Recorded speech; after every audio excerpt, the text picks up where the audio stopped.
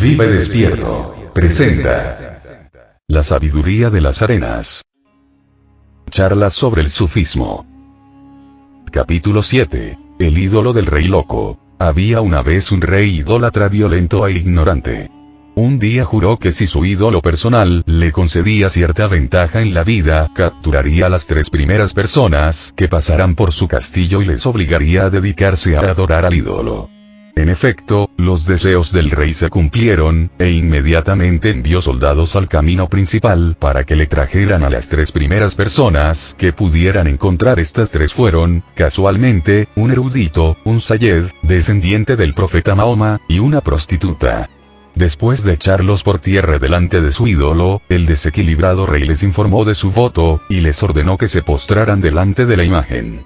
El erudito dijo: esta situación indudablemente entra dentro de la doctrina de fuerza mayor. Hay numerosos precedentes permitiéndole a cualquiera presentarse a cumplir con la costumbre si es obligado, sin culpabilidad real o moral por implicarse de alguna forma. De modo que hizo una profunda reverencia al ídolo. El sayed, cuando fue su turno, dijo: como persona especialmente protegida, llevando en mis venas la sangre del santo profeta, mis acciones en sí mismas purifican cualquier cosa que haga, y por eso no hay impedimento a mi acción como exige este hombre. Y se postró delante del ídolo. La prostituta dijo: ay de mí, no tengo ni educación intelectual ni prerrogativas especiales, y por eso tengo miedo de que, hagas lo que me hagas, no pueda adorar a este ídolo, ni incluso simularlo. La enfermedad del rey se desvaneció inmediatamente con este comentario. Como si por arte de magia viera el engaño de los 2 adoradores de la imagen. En ese mismo momento hizo decapitar al erudito y al sayed, y liberó a la prostituta. Dios no puede ser reducido a una imagen. Ese es uno de los cimientos de la experiencia sufí. No diré de la filosofía sufí, porque no hay nada parecido a una filosofía sufí. Es una experiencia, no una especulación. Es una visión.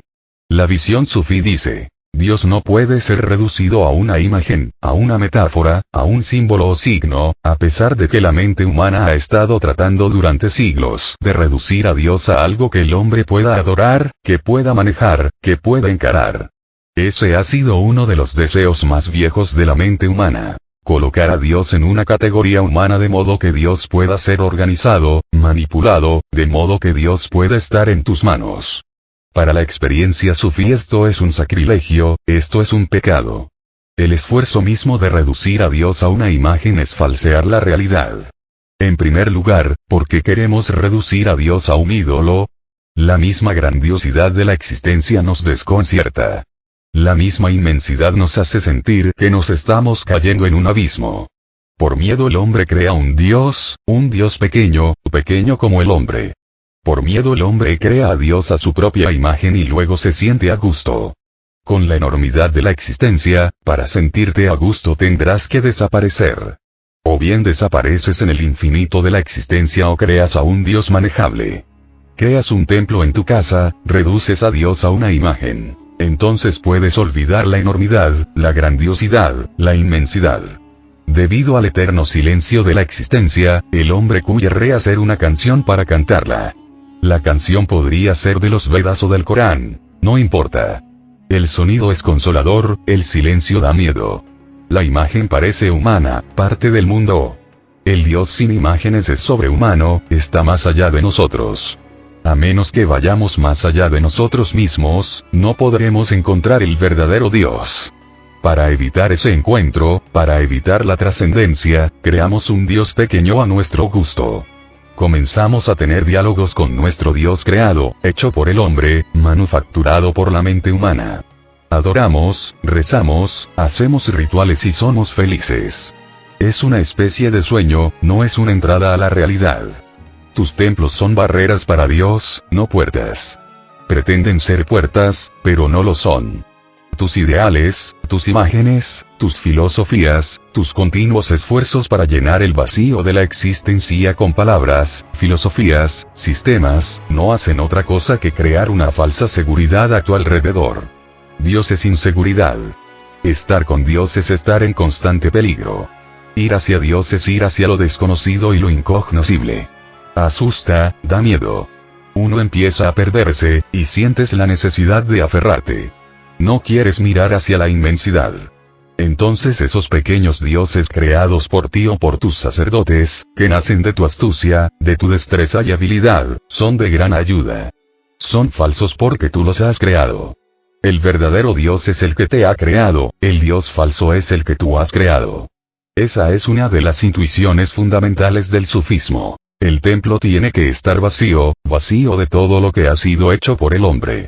La oración tiene que ser en silencio, carente de todo lo que el hombre ha creado con palabras. La oración solo puede ser un diálogo, sin palabras, en silencio, con el infinito. Solo puede ser una desaparición de tu parte.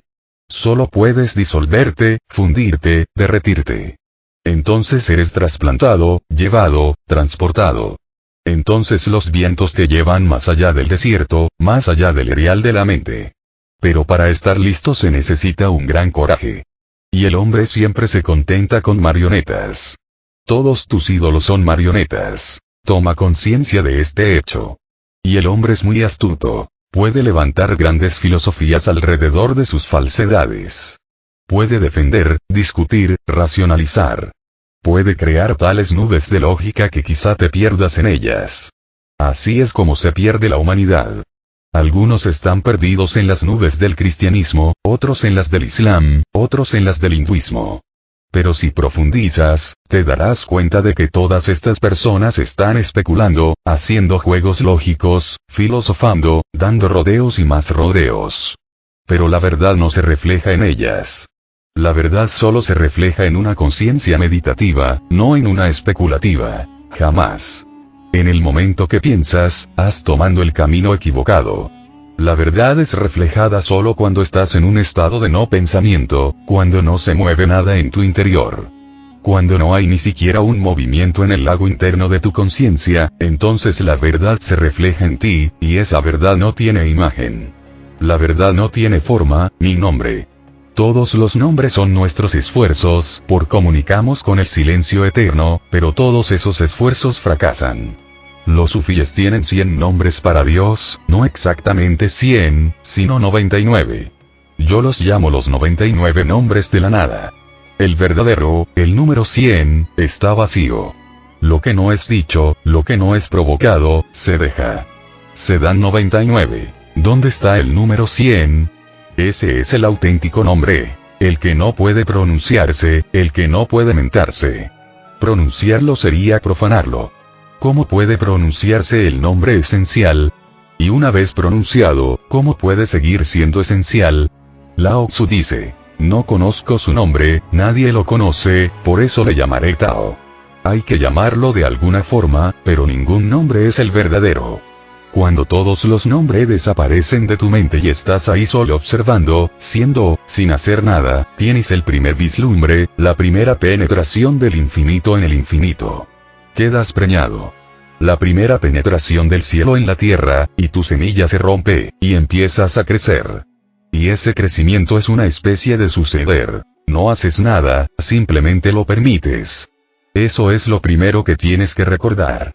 Pero incluso los musulmanes, que han estado en contra de cualquier tipo de adoración a ídolos, han levantado sus propios ídolos. Parece que la mente humana no puede evitar la tentación. Ahora Kaaba y la piedra negra se han convertido en el ídolo. Ahora la gente va a la Kaaba para Hajj, en peregrinación. La gente pobre reúne dinero durante toda su vida para ir una sola vez a besar la piedra negra. ¿Pero qué es esto? Es lo mismo. He oído. Un buscador sufí que más tarde se convirtió en un gran maestro, Bayazid de Bistám, estaba yendo a un Hajj, en peregrinación. Se encontró a un maestro por casualidad. Por casualidad por su parte, pero no fue una casualidad por parte del maestro. Este había estado esperando a Bayazid, quien no era consciente de ello. Había pasado la noche al lado del maestro, que permaneció sentado debajo de un árbol. Al amanecer hacía fresco. Era un hermoso día, los pájaros estaban cantando, los peregrinos habían empezado a moverse y Bayazid también se estaba arreglando. El maestro le pidió que se acercara y le dijo, mírame a los ojos, y él le obedeció. Algo inmenso se abrió, fue transportado a otra dimensión diferente. Cuando regresó el maestro se estaba riendo, y le dijo: ahora puedes hacer tu peregrinación a mi alrededor y volver a casa. Te has convertido en Kadava. No hay otra Kadava. Olvídalo todo sobre esa piedra negra. Y Bayazid lo entendió. Fue alrededor del maestro igual que la gente da vueltas alrededor de la piedra Kadava, le besó los pies al maestro y regresó a casa. Y cuando la gente se reunió a su alrededor, sus paisanos, y le preguntaron: ¿has estado en la Kadava? Él dijo: sí, en la auténtica Kadava. He visto la inmensidad, he visto lo indefinido. Y una vez vista, nunca se olvida. Entra en tu existencia. Deja de ser una memoria en la cabeza. Cada célula de tu cuerpo resuena con ella, cada parte de tu cuerpo baila afinada con ella. Los sufíes no se parecen demasiado a los musulmanes. Es imposible. Las personas auténticamente religiosas nunca son queridas por la gente que ha creado una falsa religión de consolación para ellos mismos. ¿Cómo puede gustarte una persona que llama a tu juguete, juguete? Destruye tu alegría. No puedes perdonar a una persona que llama al pan, pan, y al vino, vino. Es imposible perdonarle, porque tú estabas imaginando, estabas creando alucinaciones, y llega un hombre y dice simplemente que eres un tonto, que el ídolo que estás adorando no es más que una piedra, que las escrituras que estás leyendo no son sino basura. Quémalas y tira el ídolo. Líbrate de todo equipaje innecesario y entra en el silencio. Solo a través del silencio llegarás a conocer aquello que es. Solo a través del estado de no mente entrarás en el auténtico templo. El auténtico templo no está afuera, eres tú. Si puedes entrar en tu propio ser estarás penetrando en la misma existencia. No hace falta ir a ningún sitio, no hace falta dar ni un solo paso, y no necesitas crear un Dios, porque todo lo que crees será falso. He escuchado. Había una vez un niño tumbado delante del fuego garrapateando en una hoja de papel. Su padre se le acercó y le preguntó: ¿qué estás dibujando, hijo? A Dios, dijo el niño. Basándose en su mayor conocimiento, el padre le dijo al pequeño: pero nadie ha visto nunca a Dios, hijo. Nadie en todo el mundo sabe qué aspecto tiene. El niño respondió: bien, todavía no he terminado. Y esto no ocurre solo con los niños, también sucede con los grandes filósofos. Todos piensan que una vez que hayan dibujado, pintado, descrito, todo el mundo lo entenderá. Millones de filósofos han existido y desaparecido, y la ignorancia sobre Dios sigue siendo la misma. De hecho, no hay manera de conocer a Dios, de modo que llamarlo ignorancia no es correcto. Déjame que te lo explique. Tú puedes llamar conocimiento a algo. Si es posible el conocimiento, entonces no puedes llamar ignorancia al estado anterior. La ignorancia solo es ignorancia si la comparas con el conocimiento. Los sufíes no llaman al estado del hombre ignorancia, lo llaman inocencia. Esta es destruida por el conocimiento. Tú no te conviertes en un conocedor, tu inocencia es simplemente destruida. Esto resulta ser una pérdida, no una ganancia, porque Dios puede ser sentido a través de la inocencia, nunca a través del conocimiento. No creas que eres ignorante. Eres simplemente inocente. Y Dios no puede ser reducido a conocimiento. Dios no es solo lo desconocido, Él es realmente incognoscible. Lo desconocido será conocido antes o después. Es solo cuestión de tiempo. Algo se desconocía ayer, hoy ya es conocido. Algo es hoy desconocido, mañana será conocido. Es solo una cuestión de tiempo. Entre lo conocido y lo desconocido la distancia es el tiempo. Pero Dios no es desconocido, Él es incognoscible, intrínsecamente incognoscible. Dios es un misterio. No puedes desmitificar la existencia. De hecho, cuanto más sabes, más puedes sentir que es imposible saber. Cuanto más sabes, menos sabes. Y cuando realmente llegas a saber, todo el conocimiento desaparece. Te vuelves nuevamente ignorante e inocente, como un niño. El camello está completamente lleno de conocimiento, por eso se le llama el camello, porque acumula, asimila. El león se deshace del conocimiento, pero se vuelve anticonocimiento, se queda enganchado en lo opuesto. El niño está libre de ambas polaridades. Conocimiento, anticonocimiento, filosofía y antifilosofía. Está libre de ambas dualidades. Es simplemente inocente. No sabe nada del conocimiento y ni de la ignorancia. Él simplemente es. La etapa del niño es el estado de conciencia sufí. El conocimiento es casi un engaño, no solo para otros sino para ti mismo, porque sigues repitiendo lo prestado.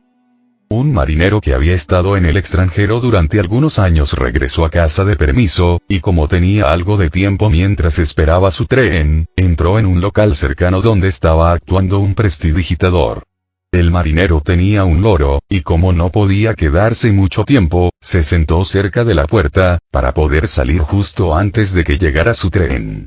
El marino encontró al prestidigitador muy entretenido y de vez en cuando apuntaba. ¡Qué truco tan bueno! Me pregunto qué hará después de esto. En ese momento al marino le entraron ganas de fumar, por eso encendió un cigarrillo y arrojó la cerilla afuera por la puerta abierta.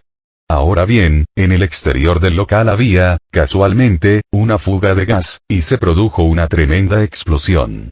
El local quedó destruido. Unos minutos más tarde, un loro muy sucio apuntó desde su percha en la torre de una iglesia a 2 kilómetros de allí. ¡Qué truco tan bueno! Me pregunto qué hará después de esto. La persona erudita es como un loro. Está repitiendo algo que no entiende. Está repitiendo algo porque lo ha oído repetir.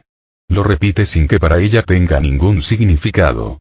Cuando el Buda habla tiene un significado, cuando un estudioso budista repite las mismas palabras lo hace como un loro. Cuando Mahoma cantó el Corán tenía un gran significado. No estaba en las palabras, estaba en el mismo Mahoma. Era impartido en esos momentos por el ser de Mahoma. Esas palabras son ordinarias, cualquiera puede aprenderlas, todo el mundo las conoce. Mahoma no era una persona demasiado instruida. De hecho, no era nada instruida, era una persona sin educación, una persona inocente. No tenía idea de ningún conocimiento. Era tan inmensamente humilde en su inocencia que cuando por primera vez, meditando en la montaña, le sucedió la no-mente, cuando floreció el Satori, cuando se abrió a la existencia, cuando este mundo desapareció y el otro comenzó a tomar realidad en su ser, se asustó mucho. Escuchó en algún profundo lugar de su ser. Recita. Recita. Recita el nombre de Alá. La palabra Corán viene de la palabra recita. Corán quiere decir recita. Esta fue la primera vez que Mahoma escuchó desde su centro más interno. Recita. Recita. Recita la gloria de Dios. Estaba entrando en un universo glorioso, en el esplendor de la vida y el ser. Todo su corazón estaba bailando. Pero él sabía que era un hombre sin educación. Dijo, pero no tengo ninguna educación. No conozco el idioma. ¿Cómo puedo recitar? ¿Cómo puedo leer? ¿Cómo puedo decir algo que sea importante? Soy una persona ignorante. Pero la voz seguía, recita. Y Mahoma se asustó mucho, tuvo mucha fiebre. Regresó a su casa y le dijo a su mujer que tenía mucha fiebre. Su esposa le dijo, pero antes de irte estabas perfectamente bien, ¿qué ha ocurrido? Veo algo muy misterioso a tu alrededor. No eres el mismo.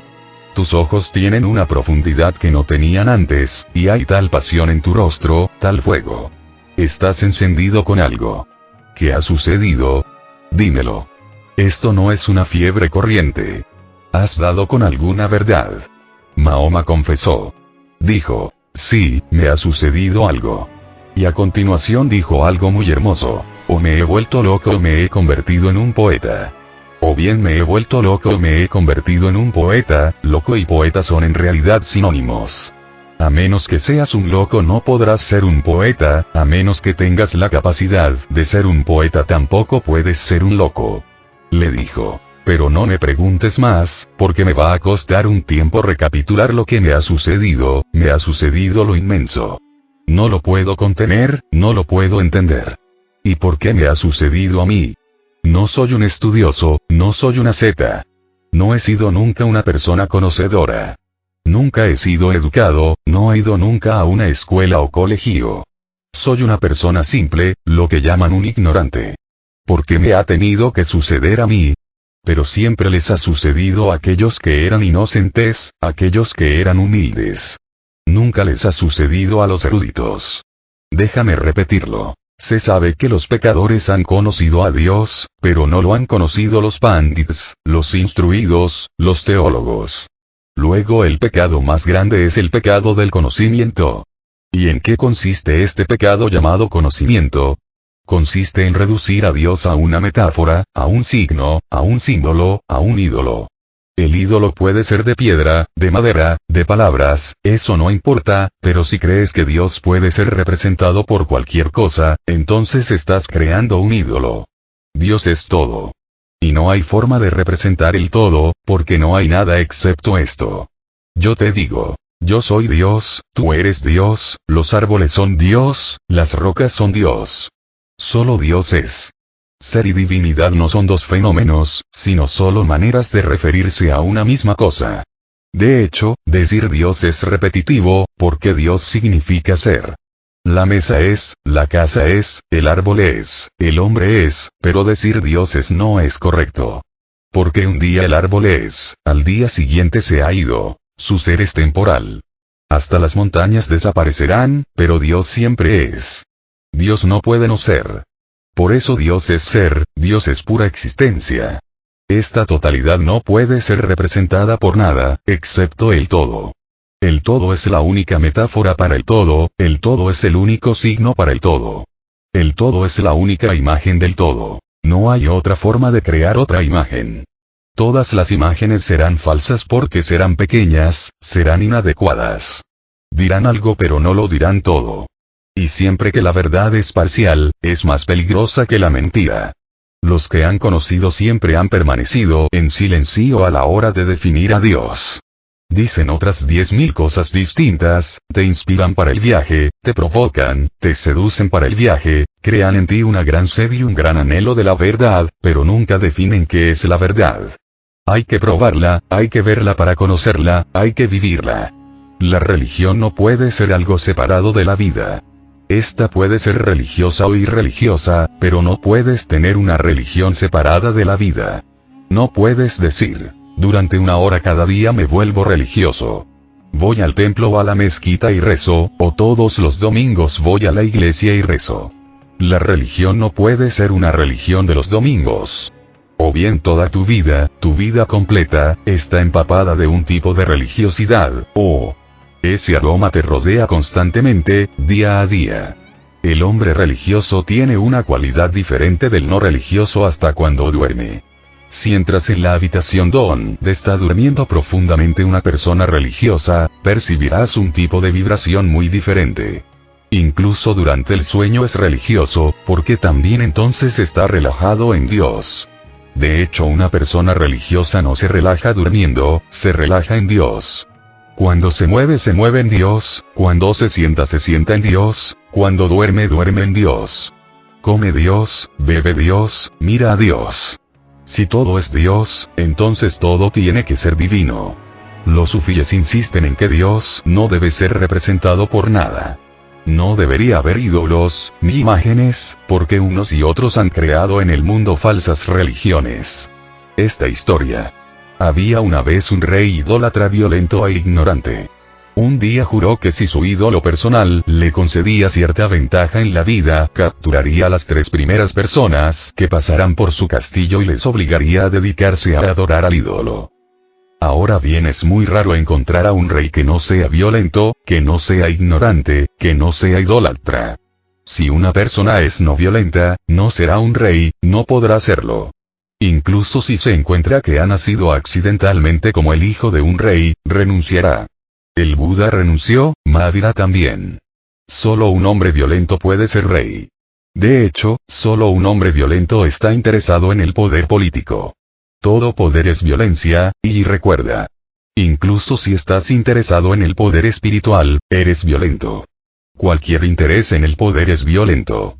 Poder significa poder sobre los demás de una manera u otra. Puede ser político, financiero, religioso o espiritual.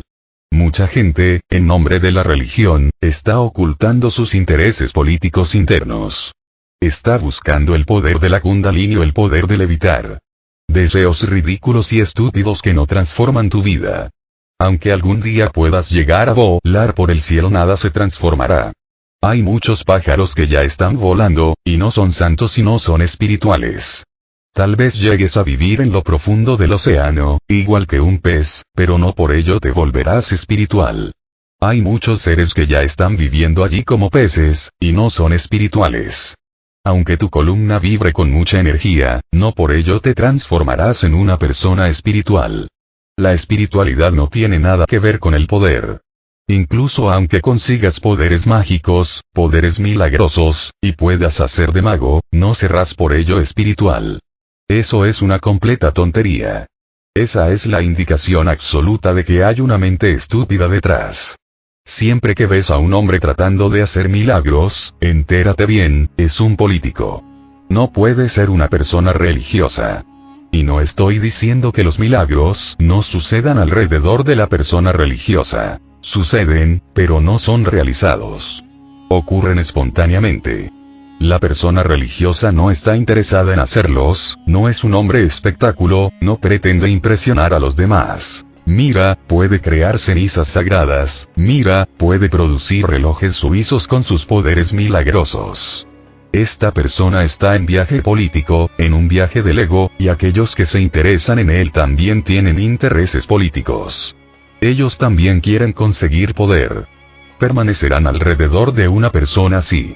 Miles de hombres y mujeres lo hacen porque esperan aprender el truco algún día, conseguirán CDs o poderes metafísicos y también harán milagros.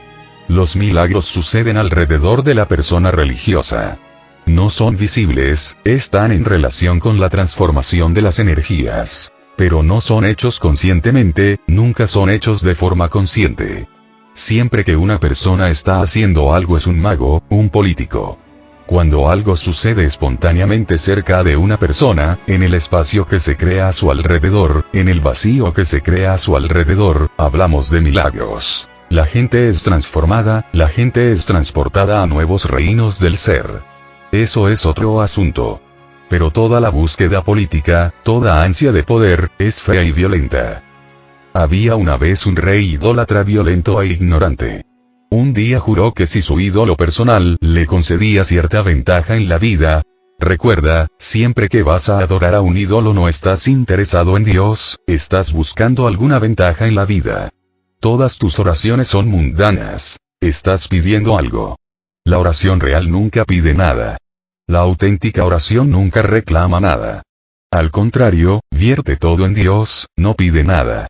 El auténtico devoto es aquel que va y grita desde su corazón y le dice a Dios: acéptame. No me lo merezco, pero a pesar de todo acéptame. Llévame de mí mismo. Disuélveme, destrúyeme, aniquílame. Él no va a pedir algo. Dame dinero o dame poder, o dame esto y lo otro. La persona auténticamente religiosa va a dar, no a conseguir. Esto va a decidir la calidad de tu oración. Si en tu plegaria en algún lugar, aparente o escondido, está el deseo de conseguir algo, entonces no es una oración religiosa. Y por este tipo de plegarias, el hombre tuvo que crear dioses falsos. Una mente falsa crea dioses falsos. Una mente falsa necesita dioses falsos. Ahora este rey, un día juró que si su ídolo personal le concedía cierta ventaja en la vida, recuerda, Dios es impersonal. Los ídolos son personales. El hindú tiene el suyo, el cristiano tiene el suyo, el budista tiene el suyo. Y no solo eso, sino que cada persona mundana tiene una cierta idea de Dios y un ídolo de Dios que quiere poseer totalmente. La mente mundana es posesiva. Escuché que una monja budista solía llevar con ella un pequeño Buda de oro, un ídolo personal del Buda, porque tenía una gran aversión a adorar Budas públicos. En un templo un Buda es público, todo el mundo lo venera, miles de personas le rezan. La mujer quería tener su propio Buda. Era un Buda pequeño pero era el suyo. Y ella solo adoraría su Buda. Una vez se quedó en un templo que tenía 10.000 estatuas del Buda, estaba lleno de Budas. Y había algunos colosales. Toda la montaña estaba esculpida con Budas, pero ella seguía adorando al suyo. Entonces se le ocurrió una idea. Ella solía quemar incienso, pero tú no puedes poseer el incienso. Una vez que quemas el incienso, la fragancia se esparce. Y la monja pensó que podría ir a otros Budas. Todo el lugar estaba lleno de Budas, atestado, de modo que fabricó una pequeña pipa, quizás un bambú hueco, la sujetó a la nariz de su Buda personal y luego quemó el incienso ahí, para que el humo fuera a través del tubo a la nariz de su Buda. Y no te rías. Esto es lo que está sucediendo en todo el mundo. Esto es la estupidez humana. Es muy común, es casi universal. Estaba muy contenta por haber encontrado la manera de que ningún otro Buda compartiera su adoración, su plegaria. Por la mañana se despertó y comenzó a rezar a su pequeña estatua, pero cuando le quitó el tubo se echó a llorar porque la cara del Buda se había ennegrecido. El maestro de ese templo, un maestro zen que había estado observando toda la estupidez, se rió ruidosamente. Le dijo: fíjate. No solo tú te has sumido en la miseria, sino que has arrastrado a tu Buda contigo. Has destruido a tu Buda. En el momento en que posees destruyes. La posesión es destructiva. Dios no puede ser personal. De hecho, para conocerle, tendrás que desaparecer como persona. Y haces justo lo contrario. Reduces a Dios, lo impersonal, a una persona. En vez de disolverte y convertirte en impersonal, reduces a tu Dios a tu estatus. Estas son las dos formas. Una es volverte como Dios, impersonal. Entonces hay un encuentro. La otra es reducir a Dios a una persona, hacer un ídolo de él, darle una cara, una forma, un nombre. Entonces él es como tú, y hay la posibilidad de tener un diálogo. Tu personalidad es falsa. No eres realmente una persona. Tu identidad como persona es solo una ilusión. Cuanto más profundo entres en tu interior, más encontrarás lo universal. Tú eres todo el universo, igual que cada ola es todo el océano. Si te metes profundamente en la ola te encontrarás con el océano, no con la ola. Es exactamente el mismo caso con cada persona. Una persona es solo una ola. Dios te está modelando a ti de una forma, me está modelando a mí de otra forma, está modelando incluso de otro modo en otras formas. Todas las formas son suyas. Ve detrás de la forma, ve más profundo, descorre la cortina y encontrarás una existencia impersonal. La manera correcta de dialogar con Dios es abandonar tu personalidad. La manera equivocada es no solo no abandonar tu personalidad, sino crear una personalidad alrededor de Dios. Esto es adorar un ídolo. Haz de Dios un Rama, un Krishna, un Cristo, un Buda, después relaciónate con Rama, con Krishna, con Cristo. Lo que ocurre en el nombre de Dios no tiene nada que ver con Dios, y lo que ocurre en el nombre de la religión no tiene nada que ver con la religión. Solo hay una religión, y es el arte de desaparecer como persona para que puedas comulgar, hacerte uno con la fuerza impersonal, la energía impersonal, la existencia impersonal. Un día juró que si su ídolo personal le concedía cierta ventaja en la vida, capturaría a las 3 primeras personas que pasaran por su castillo y les obligaría a dedicarse a adorar al ídolo. Ahora esto también es algo que hay que entender. Él está pidiendo una ventaja, si se cumple atrapará a 3 personas, 3 inocentes que no tienen nada que ver con el acuerdo, que no tienen parte alguna en él, y las obligará a adorar. Esto se ha hecho siempre, de muchas maneras. Estas historias sufíes son indicativas de muchas cosas. Por ejemplo, en la India y también en otros países, se han sacrificado millones de animales a Dios. Ahora bien, ¿qué tienen que ver esos animales con Dios? Porque tu deseo se ha cumplido, sacrificas al animal. El animal no ha deseado, no ha rezado, no ha dicho nada. No tiene nada que ver con ello. Si quieres sacrificarte, sacrifícate tú. El Buda se encontró con una ceremonia que se estaba celebrando, y en la que se había reunido una gran muchedumbre. Él preguntó: ¿qué está sucediendo? Y le dijeron que el hombre que estaba adorando había pedido algo. Su deseo se había cumplido y ahora estaba sacrificando un toro, estaba matando un toro. Era una ceremonia religiosa. El Buda dijo: ¿pero qué tiene que ver el toro? Si este hombre siente que Dios le ha concedido algo, que le ha sido favorable, ¿se debería sacrificar él? Se adentró entonces en la muchedumbre y le preguntó al hombre: ¿qué estás haciendo?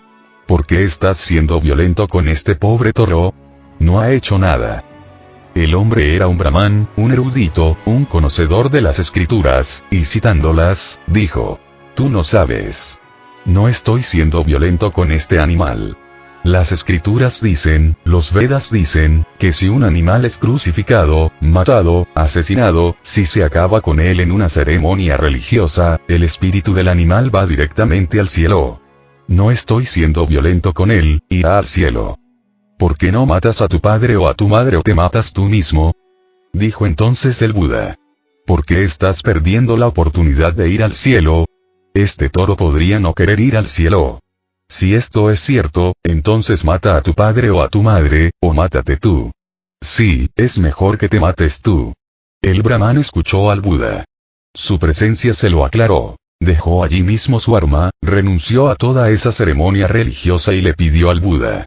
Ahora dime tú como ser religioso, porque he estado haciendo todas estas cosas durante toda mi vida. Me has conmocionado, pero también me tienes que despertar. Si buscas, alrededor del globo han existido miles de religiones con esta estúpida idea. Dios te ha favorecido. Ahora tú estás favoreciéndole a él encontrando a 3 personas inocentes para adorar tu ídolo. En efecto, los deseos del rey se cumplieron. Todos los deseos que se cumplen son solo coincidencias. Si sigues pidiendo a Dios, algunos deseos se cumplirán, Dios no tiene nada que ver con que se cumplan, otros no se cumplirán. Cuando un deseo no se cumple, el devoto piensa, no he estado orando correctamente. No he llevado a cabo los rituales como debía. No he seguido bien las escrituras. Mi ceremonia no fue como debía haber sido. No recité los mantras adecuadamente. Debo haber hecho algo mal. Eso si el deseo no se ha cumplido. Si se ha cumplido, entonces, Dios me ha sido muy favorable. Ahora tengo que dar algo como regalo para mostrar mi gratitud. Dios no tiene nada que ver con tus deseos. De hecho, solo experimentas a Dios cuando ya no tienes más deseos.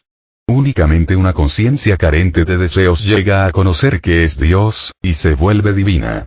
Todos los deseos son mundanos, tanto si se cumplen como si no. Es tu juego. Así es como está sucediendo en todo el mundo. Vas a un santo y tu deseo se cumple. Entonces vas de nuevo. Si no se cumple vas a algún otro santo. Algún día, en algún lugar, se producirá la coincidencia y tu deseo se cumplirá. Entonces el santo se convertirá en tu Dios, porque tu deseo se cumplió allí. Pruébalo. Es solo un juego. Si tiras una moneda, hay un 50% de posibilidades de que caiga de este lado y otro 50% de que caiga del otro. Y si tiras la moneda millones de veces, entonces se acercará cada vez más al 50%. Pero es solo una coincidencia. La gente es explotada en profundidad.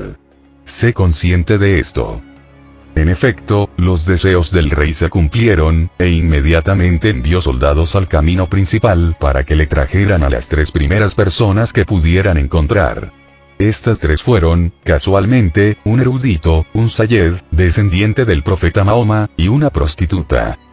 3 personas, y los sufíes tienen mucho que decir de estos 3 tipos. El primero es el tipo estudioso, el pandit, hombre de conocimiento. El segundo es el tipo virtuoso, el pío. El tercero es el pecador, la prostituta. Intenta entender la historia profundamente porque contiene un gran mensaje. Después de echarlos por tierra delante de su ídolo, el desequilibrado rey les informó de su voto, y les ordenó que se postraran delante de la imagen. El erudito se dijo, esta situación indudablemente entra dentro de la doctrina de fuerza mayor. Hay numerosos precedentes permitiéndole a cualquiera presentarse a cumplir con la costumbre si es obligado, sin culpabilidad real o moral por implicarse de alguna forma. De modo que hizo una profunda reverencia al ídolo. Así es como el hombre de conocimiento reacciona, responde a la realidad. Siempre puede encontrar maneras de hacer lo que quiere. Es lo suficientemente listo. Siempre puede utilizar la jerga y encontrar una evasiva. Es el estilo del experto en leyes. Si quiere hacer algo que está mal, siempre encuentra la forma. Si quiere hacer algo correcto, hallará también la manera. Nunca está en lo equivocado, siempre se las arregla, tiene un gran cuerpo de conocimiento para apoyarse. Discute, y sus razones solo son un juego de palabras. Puedes encontrar razones a favor y en contra para lo que estés buscando. La discusión no está comprometida con nada. La discusión no está comprometida con la verdad, la discusión es solo sofistería. En la antigua Grecia existía una gran escuela, los sofistas. Toda su enseñanza consistía en que no hay nada que sea verdad o mentira. Si eres listo, eres capaz de probar que cualquier cosa es verdad, y también puedes probar que cualquier cosa es mentira. Todo depende de lo listo que seas, porque no hay verdad, no hay mentira. Solían enseñar sofistería, solían enseñar cómo discutir. El argumentar lo era todo. Este tipo de argumentación sofística ha existido en todos los países del mundo. Todavía existe, y es un juego en el que te puedes perder y olvidar lo que estabas buscando. La argumentación sofística es una manera de defender tu ego. Pero este hombre se está enfrentando a un problema. Este hombre debía de ser musulmán. La historia proviene de un país musulmán. Su religión no le permite adorar a un ídolo. Y ahora este rey loco le obliga, y sabe que si no adora lo matarán. Tiene que encontrar una forma. El erudito se dijo, esta situación indudablemente entra dentro de la doctrina de fuerza mayor. Ahora encuentra una doctrina para ello, una explicación, un apoyo de las escrituras. Hay numerosos precedentes permitiéndole a cualquiera presentarse a cumplir con la costumbre si es obligado, sin culpabilidad real o moral por implicarse de alguna forma. Si este rey loco quiere que me postre ante su ídolo, puedo postrarme sin realmente postrarme ante él. Puedo fingir. Puedo engañarle. Tengo que salvar mi vida. Pero en lugar de ver el hecho, estoy más interesado en mi vida que en la religión. Estoy más interesado en salvarme que en buscar a Dios. Estoy más interesado en protegerme a mí mismo por miedo, en lugar de ver esto exactamente como es, se justifica con su jerga. Y siempre puedes encontrar formas, y seguir jugando el juego de las palabras durante millones de vidas. Es algo que no tiene fin. Esto es lo que está sucediendo también en la vida actual. Nunca ves la realidad, la ocultas. Tienes miedo y dices otra cosa. Justo la otra noche alguien estuvo aquí. Sannyas provoca miedo, un gran miedo, pero nadie lo acepta. No dicen, tengo miedo, por eso no quiero tomar sannyas. Dicen, ¿pero qué sentido tiene vestir de naranja? ¿Qué sentido tiene cambiarse el nombre? ¿Podemos seguir con nuestra ropa de siempre? ¿Podemos seguir siendo sannyasin sin declararlo al mundo? Y lo auténtico es lo que sientes, está en el interior, dicen. Porque tiene que mostrarse de forma externa. Y todas las cosas que dicen parecen hermosas, pero no son verdad. En el fondo simplemente tienen miedo del que dirán, de que los demás les consideren tontos o locos. La gente viene a mí y me dice, aquí no hay problema, pero sí los tendremos cuando vayamos a Occidente. Pero muy raramente viene una persona que dice exactamente qué está pasando, auténticamente como es. Él encuentra medios y maneras. Hay gente que ha tomado sannyas, gente astuta. Regresan a sus países y no dicen a nadie que son sannyasins. Ocultan el naranja, sus malas, y continúan como eran. Y siempre que se encuentran con un sannyasin y les pregunta, ¿qué ha pasado? ¿Has abandonado sannyas? Ellos dicen, no, pero hemos escuchado una voz interna. Oso nos ha dicho, os dejo libres. En vez de ser sinceros continúan con su juego. Dicen que les he hecho libres. Cuando regresan a la India visten de nuevo el naranja. Entonces quizás les tenga que decir, mientras estáis en la India, no seáis libres. Escuchan la voz interna. Recuerda, es bueno ser auténtico, es bueno no ser un hipócrita. Te ayuda a crecer. Todas las falsedades que continúas defendiendo son venenosas. Destruirán tu ser interno. Y los argumentos pueden ser muy lógicos, muy convincentes, pero si no son auténticos, son todos basura.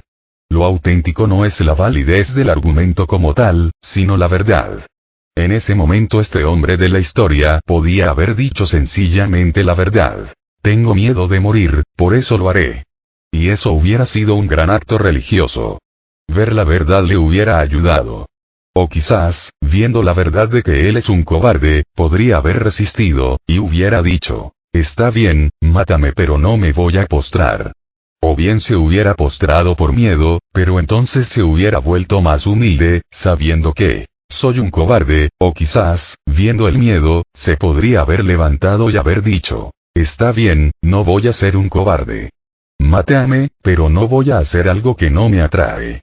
Esta vez argumentando y dando vueltas se ha salvado. ¿Pero salvado de qué?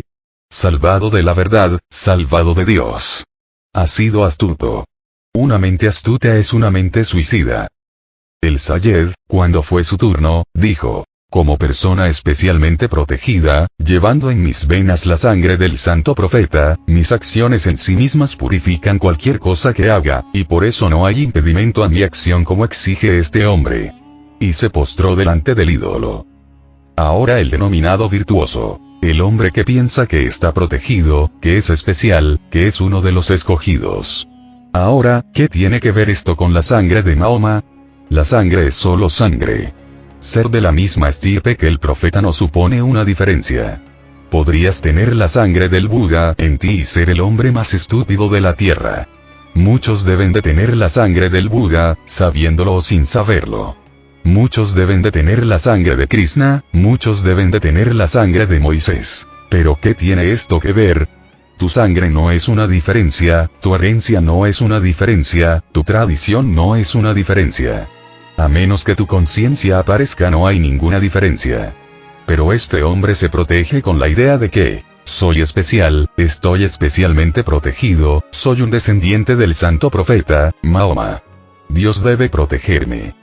Y todo lo que hago es puro porque lo hago yo. Es incluso más astuto que el estudioso. Este aún tiene algunas dudas, pero el virtuoso no puede tener ninguna. Su engaño es total. Recuerda, nadie te está protegiendo, ni Cristo, ni Mahoma, ni Krishna. Nadie puede protegerte excepto tú mismo. No traspases tu responsabilidad a otro, que es algo que las personas hacen a menudo. Un visionero cristiano vino a verme y me dijo: Jesús nació para liberarnos a todos del pecado. Yo le pregunté: ¿has sido tú liberado del pecado, porque Jesús ha estado aquí? ¿Cuánta gente ha sido liberada? Y continúas diciendo que Jesús fue nuestra salvación, como si la salvación ya hubiera sucedido y todos estuvieran liberados. ¿Quién está liberado? ¿Cómo puede liberarte Jesús? Esto parece muy ilógico. Creas una esclavitud y Jesús viene a liberarte. ¿Por qué debería hacerlo? No es su responsabilidad. Y si tú tienes una propensión a permanecer en esclavitud, ¿cómo puede él liberarte? Sucedió, un hombre le preguntó a Sri Aurobindo: eres tan indiferente y frío a algunas cosas que a veces pienso que si estuvieras sentado a la orilla de un río y alguien se estuviera ahogando, tú no lo salvarías. No, no lo salvaría, a menos que me lo pidiera, dijo Aurobindo. Pero eso parece una reacción muy dura, nada compasiva, dijo el hombre. Le puedo salvar, contestó Sri Aurobindo, pero él mismo de nuevo se ahogará. Si es propenso a ahogarse, encontrará otro río, encontrará otra orilla, encontrará otro momento y lo volverá a repetir. Le puedo salvar pero volverá a estar en peligro de ahogarse, de modo que ¿qué sentido tiene? A menos que lo pida no le puedo salvar. En el camino espiritual, pedir es ser salvado. Si lo pides, estás salvado. No es que Jesús te salve. Recuerda estas hermosas palabras de Jesús: pedid y se os dará. Llamad y las puertas se os abrirán. Esas puertas en realidad están abiertas, están esperando a que llames. De hecho, Dios ya te lo ha dado, pero como no lo has pedido todavía no has reconocido el regalo. El regalo ya ha sido entregado. Ya lo tienes, pero como no lo has pedido no lo puedes reconocer. En el momento en que lo pidas lo reconocerás. Nadie puede salvar a nadie, y es bueno que sea así. De otra forma incluso tu liberación sería de algún modo obligada. Sería como si te hubieran obligado a entrar en el cielo. Dos personas siguiéndote con las espadas desnudas, obligándote a entrar en el cielo. ¿Qué tipo de cielo sería? Sería un infierno. El infierno es cuando te obligan a hacer algo, no importa lo que sea. El cielo es cuando pides algo y creces en ello. Sea lo que sea, es salvación. Ser únicamente un descendiente de Mahoma no cambia nada, no hay ninguna diferencia. No te salvas solo por haber nacido cristiano. Solo por nacer en esta tierra, en la India, no estás salvado. Los indios tienen la idea de que esta tierra es sagrada. Con solo nacer en la India ya estás salvado. Tienen la idea de que si mueres en Varanasi irás directamente al cielo, solo por morir en Varanasi. Kabir vivió toda su vida en Varanasi, y cuando estaba en su lecho de muerte de repente saltó de la cama y les dijo a sus discípulos: tenemos que salir de Varanasi. Los discípulos dijeron: ¿pero por qué? Estás tan enfermo, estás en tu lecho de muerte, y los médicos han dicho que solo vivirás unas horas, que no puedes vivir ni un día más. Hay que hacer uso de este día, dijo él. Deprisa, corramos tan lejos de Varanasi como podamos. Pero le dijeron: ¿a dónde? ¿Y por qué? La gente viene a Varanasi a morir. La gente va a vivir a Varanasi en su edad anciana, solo para morir allí, porque es el lugar más sagrado de la tierra, la ciudad de Shiva, la ciudad más antigua, la más santa de todas. Mueres allí. Eso es suficiente, tus pecados dejan de tenerse en cuenta. Morir en Varanasi es una purificación. Estás salvado, vas inmediatamente al cielo, directo. Kabir dijo: iré a Magar, una pequeña aldea cerca de Kasi. Y le dijeron: de todos los lugares, Magar, existe una tradición que dice que si mueres en Magar renacerás en forma de burro. De todos los lugares, Magar, ¿te has vuelto loco? Debes de estar loco. Te estás muriendo, has perdido todo el juicio. Trataron de mantenerle en Kasi pero no les escuchó y se fue a Magar y murió allí. Antes de morir, cuando le preguntaron: ¿por qué Magar?, dijo: si muero en Magar y voy al cielo será algo de mucho mérito. Pero si muero en Varanasi y voy al cielo no tiene gracia. Entonces el cielo no tiene gracia. Se dice que las personas que mueren en Magar renacen como burros, así que si muero allí y voy al cielo, será un premio realmente merecido, mío. Dependo solo de mí mismo. Y al morir, les dijo a sus discípulos: depender de vosotros mismos. No penséis que solo porque seguís a Kabir iréis al cielo. El cielo no es tan barato. El Sayed, cuando fue su turno, dijo: como persona especialmente protegida, llevando en mis venas la sangre del santo profeta, mis acciones en sí mismas purifican cualquier cosa que haga, y por eso no hay impedimento a mi acción como exige este hombre. Y se postró delante del ídolo. La prostituta dijo: ay de mí, no tengo ni educación intelectual ni prerrogativas especiales, y por eso tengo miedo de que, hagas lo que me hagas, no pueda adorar a este ídolo, ni incluso simularlo. La prostituta no tiene un lugar donde ocultar su cabeza, y esa es su autenticidad, su belleza. Ella no tiene una jerga intelectual. Sabe que no se puede esconder detrás de las escrituras. No sabe nada de ellas. Tampoco es virtuosa, no pertenece a una familia musulmana, no tiene sangre sagrada en sus venas. Es una pecadora, y lo sabe. Así que, sin prerrogativa de protección alguna, sin la protección de argumentos intelectuales o filosóficos, es vulnerable, no puede ser falsa. No puede defenderse porque no puede encontrar ningún argumento, ninguna falsa protección. Nunca se sentirá feliz consigo misma si se postra ante este ídolo. Nunca será capaz de perdonárselo a sí misma. El estudioso no sentirá ninguna culpa. Sabe que las escrituras lo permiten, sabe que hay precedentes. El Sayed se olvidará de todo, pero la prostituta no podrá perdonárselo si hace algo falso. Una extraña historia, en la que el pecador es la persona auténtica. Y esta es también mi experiencia, eso es lo que he observado. Los pecadores son más auténticos que los denominados virtuosos. La gente inocente, ignorante, es más sincera que las personas sofisticadas y cultas. La civilización solo hace gente astuta. Pierden toda su inocencia, toda la fragancia de la inocencia. ¿Recuerdas a María Magdalena? Ella parece ser la única verdadera seguidora de Jesús. Su autenticidad, su atrevimiento, es inmenso. Jesús ha ido a su casa y ella derrama su mejor perfume en sus pies, lava sus pies con el perfume y después los seca con su pelo. Estaba allí sentada derramando lágrimas y más lágrimas, y naturalmente los virtuosos se ofendieron. Alguien le dijo a Jesús: esto no está bien. Es una pecadora, no se le debería permitir que te tocara. Así se ha comportado siempre el egoísta, el virtuoso, el intelectual. Judas tampoco estaba contento con esto. Debió de ser un comunista o un socialista. Dijo: esto es un despilfarro. Ese perfume es muy caro, ¿por qué gastarlo? La gente se muere de hambre. El perfume podría venderse. Es raro. Podríamos haber alimentado a algunos pocos. Parece lógico. Tú tenderás a estar de acuerdo con Judas en vez de con Jesús. Lo que éste dijo era muy ilógico. Él dijo, pero siempre habrá pobres. Cuando yo no esté os podréis ocupar de ellos. No entendéis el corazón de esta mujer. No le puedo decir no a ella. Dejadle hacer lo que querrá. Dejadle que se descargue, dejadle llorar, dejadle tocarme. Dejadle que derrame su perfume, caro o barato, eso carece de importancia. No le puedo decir que no a ella. Puedo ver cómo surge de su corazón un gran sentimiento. Eso es oración, está en un estado de oración. No puedo molestar su oración. Jesús comprendió que María Magdalena tenía un hermoso corazón. Ella fue la primera que lo reconoció después de la resurrección. Solo había 3 mujeres cuando descendieron a Jesús de la cruz. Una de ellas era María Magdalena. Todos esos grandes apóstoles habían desaparecido, y debes recordar, Judas era el único estudioso entre los seguidores de Jesús, el único profesor, el único intelectual, el único estudioso, y él le traicionó. Esto es simbólico. El intelecto traiciona. La mente es astuta.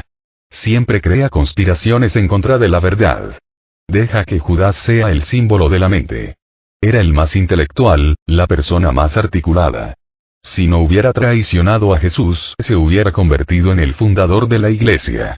¿Por qué le traicionó? La mente traiciona, la lógica traiciona.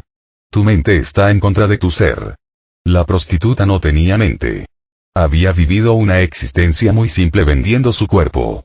No conocía las escrituras, no tenía tiempo de leerlas. No podía tener el ego de una persona virtuosa. ¿Cómo podría tenerlo? Ella era simplemente humilde, lloraba. No podía tener ningún ego, y esa es la puerta de lo divino. La prostituta dijo, ay de mí, no tengo ni educación intelectual ni prerrogativas especiales, y por eso tengo miedo de que, hagas lo que me hagas, no pueda adorar a este ídolo, ni incluso simularlo. He estado con santos y con pecadores. Mi propia observación es que los denominados pecadores son las personas más auténticas del mundo, y los denominados santos son las personas más falsas del mundo. Estos últimos son solo pseudo. El pecador tiene realidad. Y a partir de esa realidad, el salto cuántico es posible. Solo el auténtico puede ir a lo auténtico. El falso sigue siendo falso, no puede tener ningún encuentro con la verdad. Por eso, recuerda, la barrera más grande entre tú y Dios es tu ego, y el ego se alimenta de conocimiento, virtud, respetabilidad, nombre, fama, poder. Recuérdalo, y no alimentes tu ego. Vuélvete más humilde. Mira tus limitaciones, mira tus fallos, mira tus errores, y sé humilde. Ese mismo ver te hará humilde. En esa humildad, la oración surge espontáneamente. Y una gran valentía nace de esa humildad. La humildad es fuerte, el ego es muy débil. Pensarás en esta paradoja. El ego solo aparenta ser fuerte. Pero es débil. De hecho, el ego es el esfuerzo de la persona débil de protegerse a sí misma. El ego es una armadura. La persona sabe que en el fondo es muy débil. El ego es un esfuerzo para proteger su debilidad. La persona débil tendrá el ego más grande. Son complementarios. Cuanto más débil eres, más grande es el ego que necesitas para protegerte. La persona realmente fuerte no necesita tener ego. No necesita protección, puede vivir desprotegido. Puede vivir inseguro y de un modo vulnerable. El erudito era una persona débil, igual que el Sayed. La prostituta tenía fuerza, la fuerza de la rosa. Vulnerable, suave, delicada, a la vez que fuerte. ¿No has observado una rosa por la mañana jugando con los vientos? Tan delicada y a la vez tan fuerte, viviendo una historia de amor con el sol. Tan delicada, levantando alto su cabeza, frágil y a la vez tan fuerte. Lao Tzu lo llama la fuerza del agua. El ego tiene la fuerza de la roca, la persona humilde tiene la fuerza del agua. Y Lao Tzu dice, vuélvete como el agua, el camino del agua. Vuélvete suave como el agua y finalmente vencerás.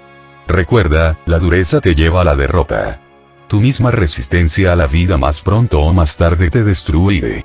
Es tu propia dureza, tu propio ego, que se vuelve veneno en ti.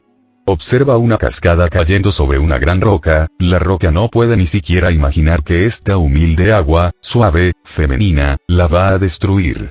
Pero llegará un día en que la roca habrá desaparecido, se habrá convertido en arena, y el agua continuará fluyendo de la misma manera. Las rocas mueren por su propia dureza. El ego es como una roca, la humildad es como una rosa. El ego parece ser fuerte pero no lo es, y la humildad parece ser débil pero no lo es. No te dejes engañar por las apariencias. La prostituta dijo, puedes hacer lo que quieras. No voy a ser falsa, ni siquiera voy a simularlo. Esta fuerza de la humildad, esta pureza del pecado, este poder de la rosa actuó como un fenómeno mágico sobre el rey. La enfermedad del rey se desvaneció inmediatamente con este comentario. ¿Qué sucedió? No podía creer lo que sus ojos veían, fue tal el choque. Había obligado al gran estudioso, y éste estaba tumbado en profunda obediencia. Había obligado al Sayed, el descendiente del poeta Mahoma. ¿Y la prostituta? Nunca hubiera imaginado que una prostituta se opusiera con tanta fuerza. Una mujer tan delicada, una pecadora como ella. ¿De dónde surgía su fuerza? De su inocencia.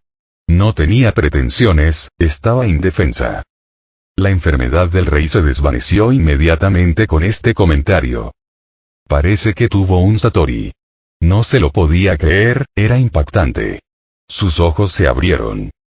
Como si por arte de magia viera el engaño de los dos adoradores de la imagen. En ese mismo momento hizo decapitar al erudito y al Sayed y liberó a la prostituta. Esta es una historia simbólica. Estas historias son parábolas, no son hechos históricos. La parábola está diciendo que delante de Dios serás reducido a la nada si llevas falsedades contigo, serás decapitado, serás arrojado al polvo. No serás capaz de ponerte delante de Dios. Tu mentira te matará, y liberó a la prostituta. Y ante la verdad, solo ese poder que surge de la humildad, ese saber que surge de la inocencia, solo eso te libera, solo eso es liberado. La libertad es para aquellos que están libres de ego. No hay otra forma de libertad. Libertad significa estar libre del ego. Eso es moksha, nirvana. Y una prostituta puede alcanzar esa libertad, mientras que un gran estudioso puede desperdiciarla. Incluso un descendiente del profeta puede desperdiciarla. Solo hay una cosa decisiva. Si estás protegiendo tu ego, perderás a Dios. Si estás preparado para abandonar tu ego, le encontrarás. En ese abandonar se produce el hallazgo. El hombre y Dios no son dos, dicen aquellos que saben. Pero entonces, ¿por qué están separados? Desde la perspectiva de Dios no estás separado, solo desde tu perspectiva sientes que estás separado. ¿Y por qué? Tu pensamiento te separa. No estás realmente separado. Es una creencia fabricada, es una autohipnosis. Piensas continuamente que estás separado, de ahí que la idea se haya convertido en un fenómeno permanente arraigado en ti. Este es el ego. Pensarte separado de la existencia es el ego. Pensarte a ti mismo uno con la existencia es confianza. No te protejas. Protección significa que te has creído la falsa idea de que estás separado. No empujes el río. Ve con el flujo de la existencia. Mientras estés vivo, vive. Mientras mueres, muere realmente. Mientras estás muerto, sé un muerto. Si estás despierto, mantente despierto. Durmiendo, duerme. No dejes que haya separación entre tú y la vida que te rodea. Y no actúes desde un estado de erudición. Eso crea la separación. Actúa siempre desde el no saber, actúa desde la no mentí, actúa sin pasado. Actúa en el presente y hazlo de forma auténtica. Y seas quien seas.